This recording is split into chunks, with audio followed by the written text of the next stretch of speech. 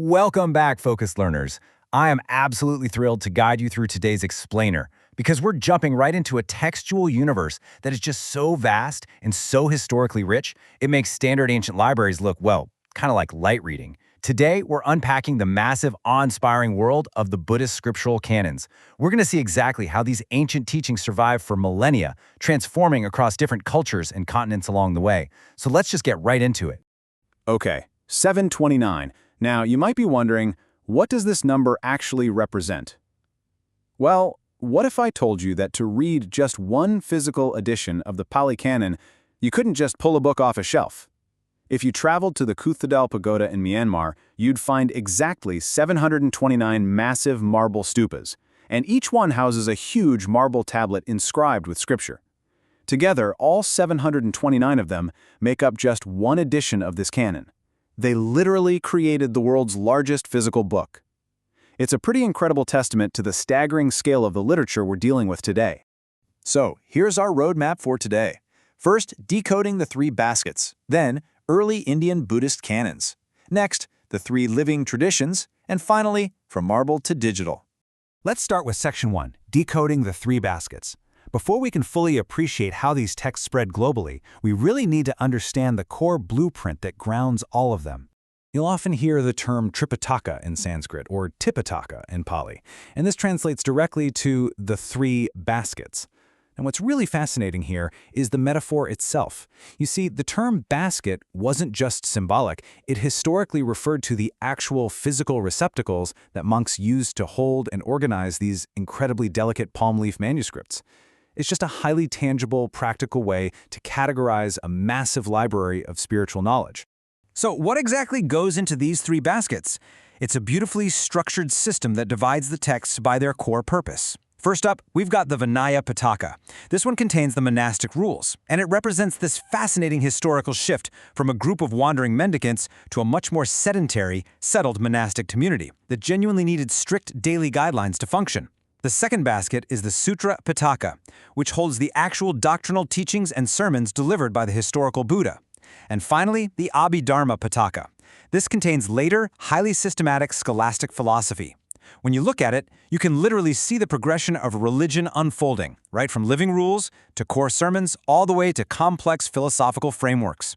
And this brings us to a phrase that brilliantly illustrates the origins of that second basket, the sutras. Almost all sutras begin with this very famous phrase, "Thus have I heard." Now, why is that? It's because for centuries, these texts weren't actually written down. This phrase signals that the text was being recounted purely from memory, primarily by the Buddhist disciple Ananda. It really hits the nail on the head regarding just how incredible the original oral tradition was. I mean, imagine the focus and dedication it would take to memorize entire volumes of philosophical discourse word for word. No way I could do that.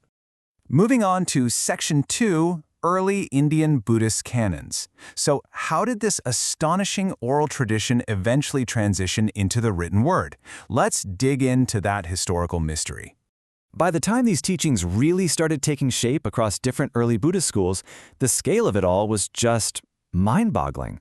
According to an 8th century Chinese pilgrim named Yi Jing, who traveled to India, early schools like the Mahasanghika, the Sarvastivada, and the Stavira all maintained separate textual collections. And get this, they amounted to roughly 300,000 slokas, or verses each. Keep in mind, these massive, distinct collections were primarily passed down through human memory across multiple generations before they ever made it onto a physical page. So what finally forced them to write it all down? Well, the transition to writing wasn't just some cool technological upgrade, it was literally a desperate survival mechanism. According to the Theravada chronicle known as the Dipavamsa, back in the 1st century BCE, a severe famine and war threatened the Sri Lankan kingdom of Anuradhathapura. The monks who held the oral Tipitaka in their minds realized that, hey, if we die of starvation, these teachings die with us. So for the first time in nearly 500 years of spoken transmission, they committed the words to physical palm leaves, just to save it from extinction. All right, Section 3, the three living traditions. Over millennia, these texts traveled and evolved. Let's look at the three major distinct living traditions that still carry these teachings across Asia today. It's super fascinating to see how different regions handled the canon.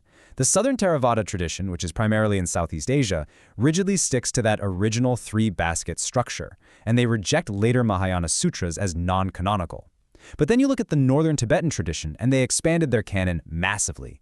Their collection, which was finalized in the 14th century, is split into the Kengyor, meaning the translated words of the Buddha, and the Tengyor, which are translated treatises. Plus, it heavily incorporates esoteric tantric texts that the Pali Canon simply doesn't include at all. And then we have East Asia. The Chinese Buddhist canon organized things entirely differently. They moved completely beyond that rigid three-basket structure and created what's termed the Great Storage of Scriptures.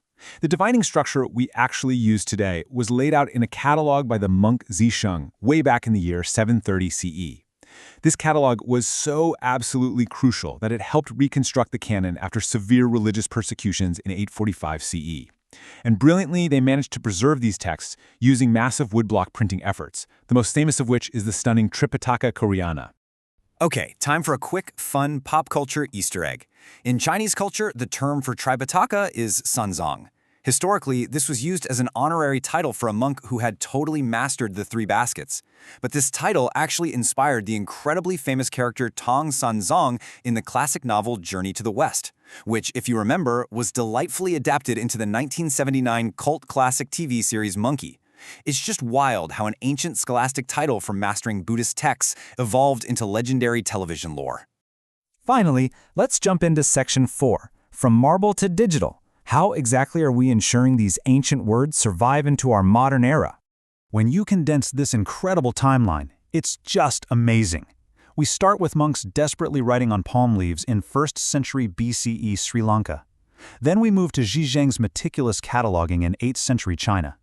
After that, the massive Tibetan compilation effort in the 14th century. Fast forward to the 20th century, and we see Japanese scholars systematize the definitive modern Chinese canon, the Taisho Daizokyo, published between 1924 and 1929. The sheer geographic and temporal journey of these texts is truly astounding. But you know, the journey certainly doesn't end there. Check out this number, 604. This represents the number of surviving Nepalese Mahayana Sanskrit texts that have been fully digitized so far by the Digital Sanskrit Buddhist Canon Project. This is a massive modern preservation effort.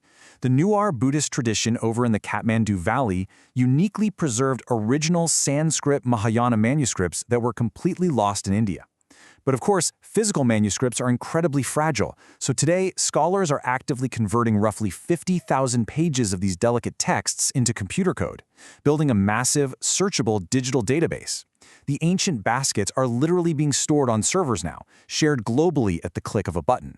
Which leaves us with this final, somewhat provocative thought. We've seen an ancient oral tradition, spoken by wandering monks, forced onto palm leaves by a brutal famine. We've seen it carved into a forest of 729 marble stupas, and now we're seeing it digitized into binary code.